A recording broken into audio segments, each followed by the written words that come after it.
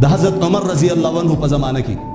یو تابعی مسلمان دی، ټول زندگی په غانا بجانه کې او زما محترم په الله ولا خایستم ور کړو، اوازم الله ور کړو،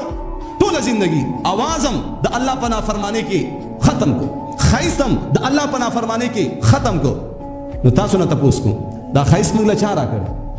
د اوازونه چاره کړی، دا عمر چاره کړي، دا موږ ته ګرځیدل چاو خودل، دا موږ ته خبرې چاو خودي، دا موږ له عزت څوک راکړي، دا موږ له رزق څوک راکړي، دا موږ له راخذ چاره کړه، دا موږ له بچی چاره کړي، دا دنیا د چا ده، دا زمکه اسمانونه د چا دي، بارانونه څوک وري، دا د زمکه نه پل پلور مختلف زما محترم سبزیان څوک راخېږي، دا زناور د چا دي، په دې قبضه او تصرف د چا دي، د انسانان د چا دي، د جنات د چا دي، د انبیا چا پیدا کړي، د تابعین چا پیدا کړي، د تبع تابعین چا پیدا کړي، موت چا پیدا کړي، زما استاد مور پلار چا پیدا کړي، زما استاد یو نیکه چا پیدا کړي، هغه خلق یو لوی زما محترم داستان دی چې زما استاد مکه دنیا ته رااله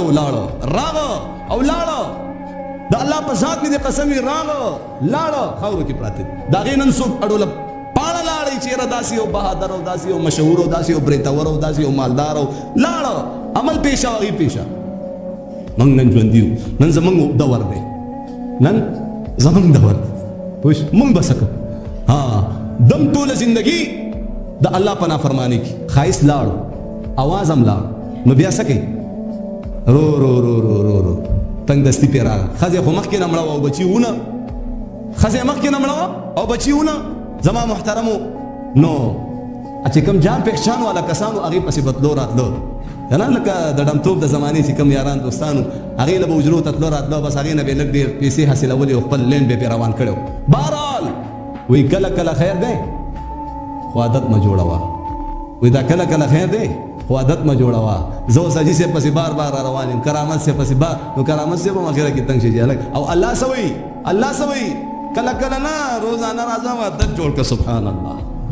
الله وی کله کله نه روزانه راځه عادت جوړ کا،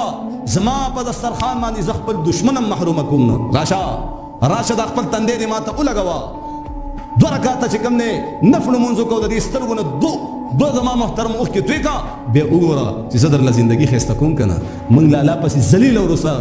خلم وته چنګ وینګ نیولې او دا خیرماران په دلارو کوڅو کې او زما محترمو په چوک او بازار او په دکانونو ګرځي نه، د مخلوق ته څومره چغې وي، دومره چغه کوم الله ته واله او زما محترمو دومره جړه فریاد او دومره زاری منت موږ الله ته وکړو په ایمان وای د باچاهي تخبرات راته حواله کنه